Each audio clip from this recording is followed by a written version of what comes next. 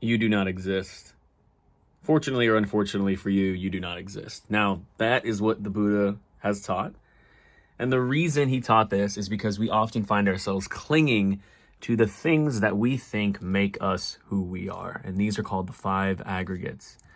Now, these five aggregates are incredibly important in the Buddhist teachings because once you understand what they are and how they work, you'll find very easily and quickly that we are none of these things and that the sense of self does not exist with any of these things.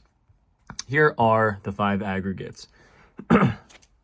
Rupa, or form, feeling, or vedana, perception, sagna, mental formations, sankhara, or consciousness, vijnana. So, all these different pieces are what make us to be human in this experience, and rather really what make us what we perceive as existence. To go a little bit deeper, I'm going to start explaining each one in detail. Form, rupam.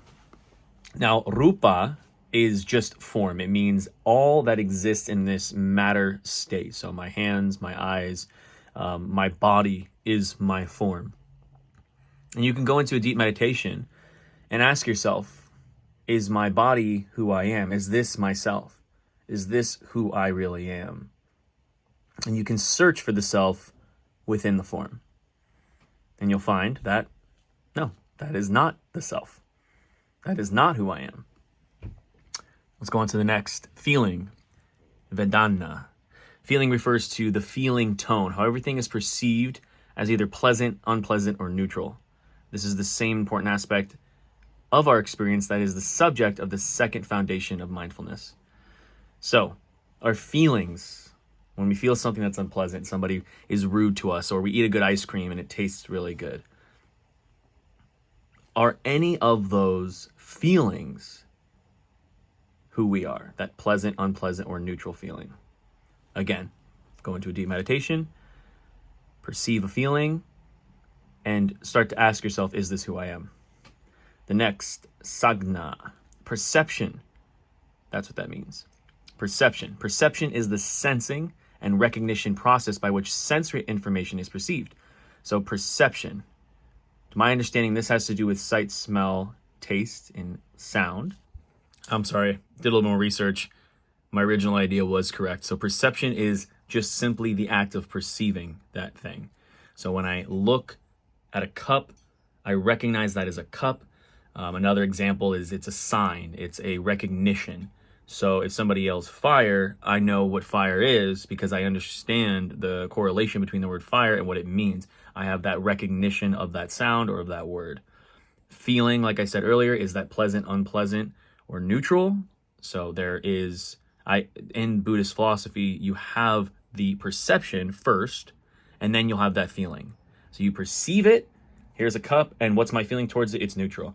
I perceive and I recognize the word fire.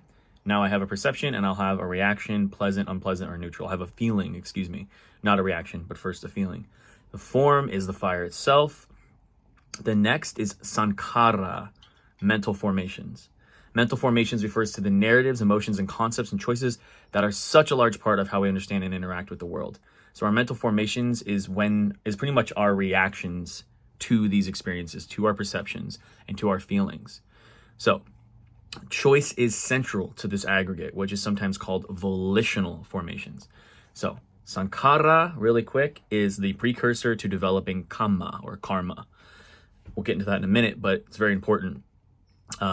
Emphasizing the power of our choices have to determine our emotional states and experiences because sankhara emphasizes choices and the actions that flow from them. It is important, it is very important to the teaching of kamma or karma and ethics, and is the second link in the process of dependent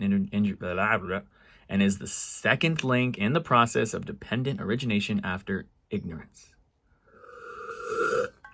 So, quick review. Rupa, form, body, matter, things that we see, the form that exists in reality. Ding. Feeling, vedana, that is going to be pleasant, unpleasant, or neutral feelings based on our perceptions, something that we see, sagna. Perception is something that we not only see but perceive. something that we recognize, that we understand. Look at it like a sign. Like you're seeing something, you're recognizing it, you know what that sign means. If you see a squiggly road, you don't have to speak English or French or anything to understand that that sign is saying this is a squiggly road coming up. But from there are mental formations that appear after we perceive and recognize something. So if I get hit in the face and I get angry, that's a mental formation, that is sankhara, and that is a volitional mental formation that I am choosing. Because I don't have to, I can react in a different way. I can not react at all and just allow that experience to be as it is. But in doing so, I'm creating karma, neutral, bad, or good karma. And finally, the big boy, consciousness. Vijnana. Vijnana. So it's a long A in the middle there. Vijnana. Consciousness is simply the quality of being aware of sensory experiences as they happen. Importantly, vijnana does not refer to consciousness as a kind of subtle or self or true nature. Consciousness is always conscious of something, never separate from a sense experience. And this is why I don't like to use the word, oh, I'm just consciousness, I'm just this consciousness. Consciousness is just one of the 5 things that I am not in Buddhist philosophy. Mental formations, perception, feeling, form, and consciousness. Those are the 5 aggregates. You are not your body. You are not the feeling that is pleasant, unpleasant, or neutral. And again, sit down and meditate on these things. Are you your body? Are you the feelings of pleasant, unpleasant, or neutral? Are you the recognition when you see something? Are you the mental formations, the things that appear in the mind, the volitional mental formations? And finally, are you even consciousness? Consciousness is really just the simple quality of being aware of sensory inputs. It's kind of like the mind is consciousness, right? It is the thing that is recognizing, I suppose. And that's why they say, we are not the form, right? And we are not the observer of the form, because in a way that's the consciousness. We are even a further step back. We are the observer of the observer, so to speak. So sit down with this and contemplate. Am I these 5 things? Am I form? Am I feeling? Am I perception, mental formations, or consciousness? Am I any of those things? Meditate on it.